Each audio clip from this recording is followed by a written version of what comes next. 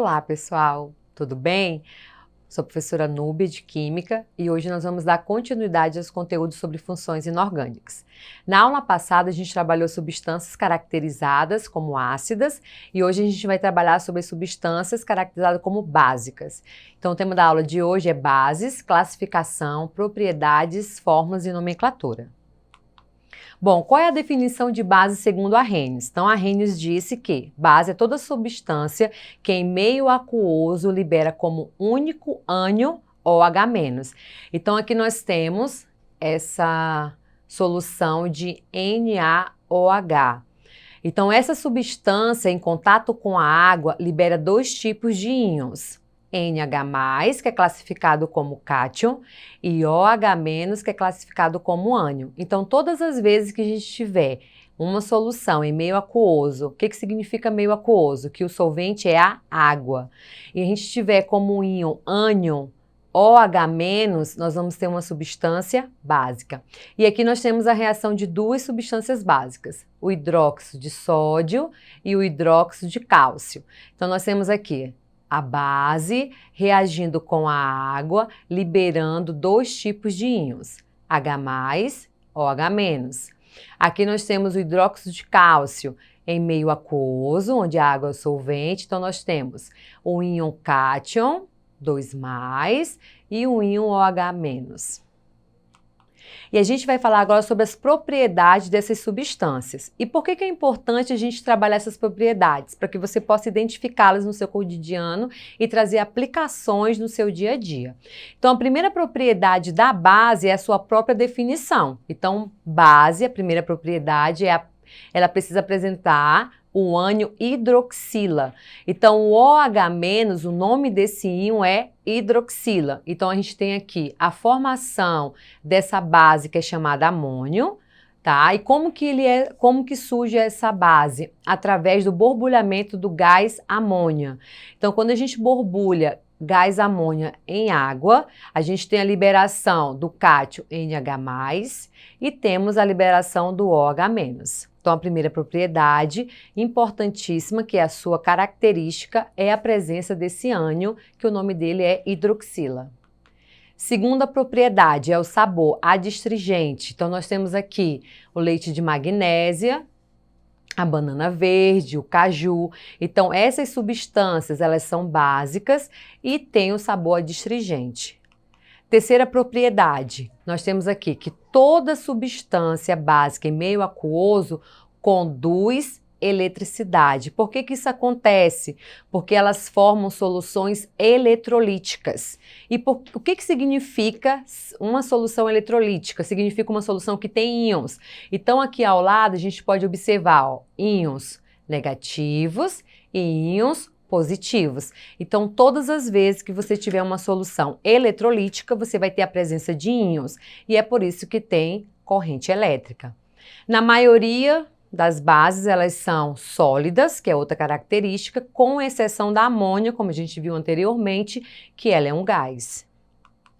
Outra propriedade, muda de cor dos indicadores. Então, quando a base está em contato com o papel tornassol, ele fica azul.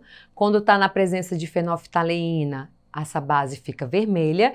E quando a gente tem um repolho roxo, que é um indicador natural, pode ter as três cores, azul, verde ou amarelo. Outra propriedade é que as bases, quando reagem com os ácidos, ocorre uma reação de neutralização, que vai ter a formação de um sal e uma água. Então, o que acontece aqui? Uma reação de neutralização, você sempre vai ter um ácido e uma base. E o que nós vamos ter como produto? Um sal e uma água. Então, a gente tem aqui o ácido clorídrico. Lembrando que na aula passada a gente viu que os ácidos têm a presença do hidrogênio, que libera como íon H+. Aqui a base, NaOH, que ele vai liberar em meio aquoso OH-. Então, a gente juntando aqui H+ do ácido com a OH- da base, nós temos a formação da água. E os outros elementos químicos, como por exemplo o sódio e o cloro, vai formar o sal, que é o cloreto de sódio. Então, é uma das propriedades muito especiais das bases que acontece numa reação de neutralização e sempre essa reação vai acontecer uma base junto com um ácido. E uma curiosidade bem legal é sobre como que a gente poderia estar aplicando esse conceito. Quando você é picado por uma abelha, o que se deve fazer? Você sabe qual é o tipo de função inorgânica liberado ao ser picado por uma abelha? Bom, todas as vezes que nós somos picados por uma abelha, a função inorgânica liberada é um ácido. E como que a gente pode fazer para tratar essa picada? Então aqui, ó, qual é a relação com a picada dos insetos e a reação de neutralização? A neutralização se aplica a um fenômeno da natureza, o antídoto contra o veneno da picada de abelhas. É exatamente assim que é feito o tratamento contra o ataque desses insetos. Utiliza ou aplica o leite de magnésia, onde foi a picada. E por que o leite de magnésia? Porque ele é uma base. E ao reagir com ácido, vai acontecer uma neutralização. Podemos também aplicar compressas em bebidas de solução de amônia ou bicarbonato, que também tem características básicas. Então, esse assunto é onde que você pode estar aplicando esses conceitos no seu dia a dia. Outra propriedade ou onde nós podemos encontrar essas substâncias. As bases são usadas principalmente na limpeza, como detergentes, lava-louça, sabão para lavar as roupas, limpadores de forno, removedores de manchas. Então nós temos aqui, ó, por exemplo, só um pouquinho, gente. Nós temos aqui o hidróxido de alumínio, né, que ele é utilizado em produtos farmacêuticos como antiácido, que aí ele vem neutralizar a azia, que é quando nós temos um excesso de um excesso de ácido no nosso estômago. Então nós utilizamos o hidróxido de alumínio. Nós temos aqui o hidróxido de cálcio, que é utilizado na preparação da argamassa. Temos também aqui o hidróxido de amônio, que é utilizado na fabricação de fertilizantes, como gás de refrigeração. Temos também o hidróxido de magnésio, que é utilizado em produtos farmacêuticos como antiácido, assim como o hidróxido de alumínio e como laxante. E o hidróxido de sódio, que é utilizado na fabricação de sabão, aquele sabão caseiro que a gente utiliza soda cáustica, é a nossa famosa base, que é chamada de hidróxido de sódio, e em indústrias de corantes. E como que nós podemos classificar as bases? Então, nós vamos ter 3 tipos de classificações. Primeiro, quanto ao número de hidroxila. Então, aqui, ó, quando nós temos a monobase, o que significa isso? Que essa base vai liberar uma hidroxila. Então, nós temos exemplo aqui do NOH+, e o KOH. Quando for uma dibase, nós vamos ter a liberação de 2 OH-, tribase, 3 OH- e tetrabase, 4 OH-. Então, a primeira classificação das bases é quanto ao número de hidroxila que ela vai liberar em meio aquoso. Quanto à solubilidade em água, então a gente tem aqui uma ordem crescente de solubilidade. Nós temos os metais alcalinos, que é da família 1A.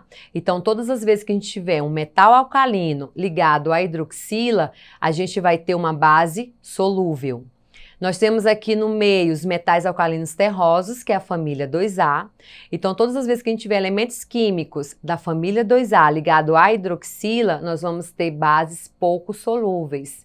E quando tiver ligado a qualquer outro metal ou íon molecular, nós vamos ter bases insolúveis. Então, aqui nós temos alguns exemplos, ó. Bases de metais alcalinos e amônio. Então, nós temos aqui o lítio ligado ao OH-, o Na, o potássio, o K, o Rb, que é o rubídio, e o Cs, que é o césio. Então, todos esses elementos químicos aqui, eles são da família 1A, classificado como metais alcalinos, e forma bases solúveis em água. Quais são as pouco solúveis? A gente vai ter a família 2A, ou metais alcalinos terrosos. Então, nós temos aqui como exemplo o berílio, magnésio, o cálcio, o estrôncio e o bário. Então, todas as vezes que esses elementos químicos estiver ligado à hidroxila, nós vamos ter base pouco solúvel ou parcialmente solúveis. Classificação, outro tipo de classificação é grau de ionização ou força.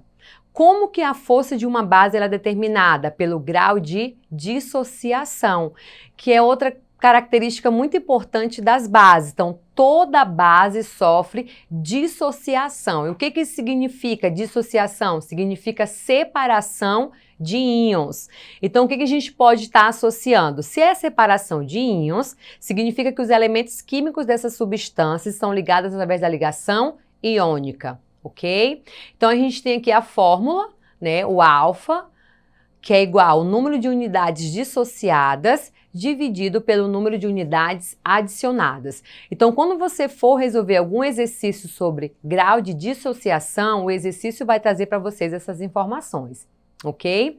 Então, aqui, ó, base forte, o alfa vai ser maior do que 50% e base fraca vai ser o alfa menor do que 50%. Vamos exercitar?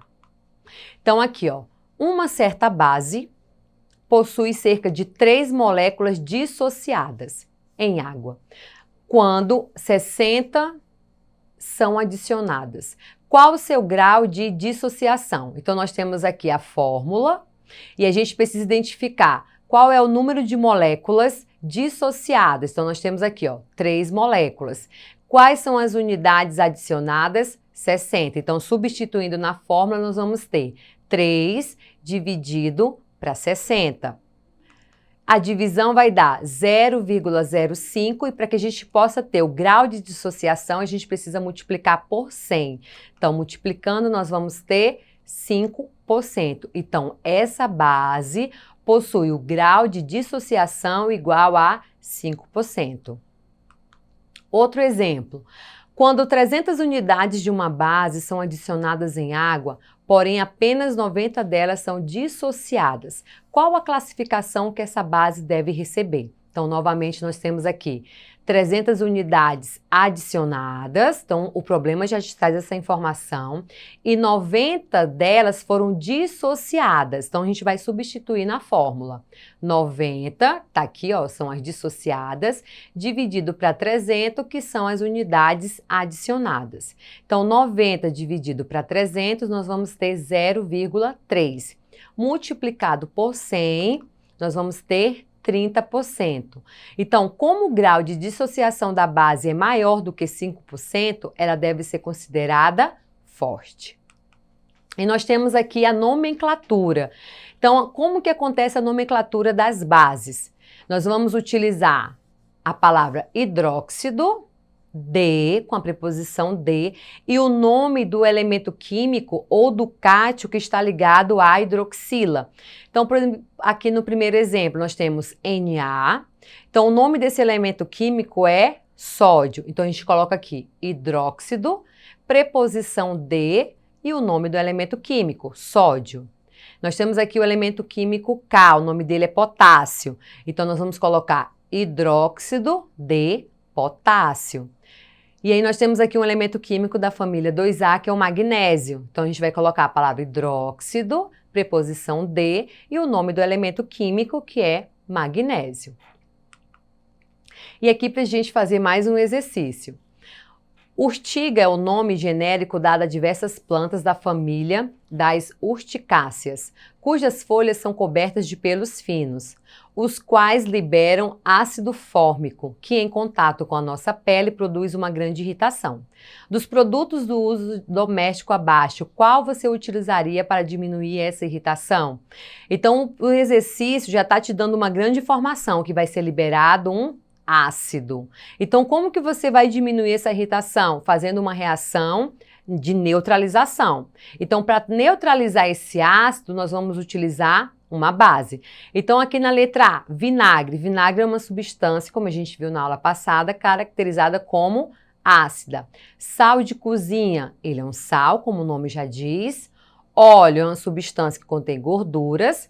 Coalhada é uma substância que vem do leite. Então, o que que sobrou pra gente? A letra E, leite de magnésia, que é um hidróxido de magnésio.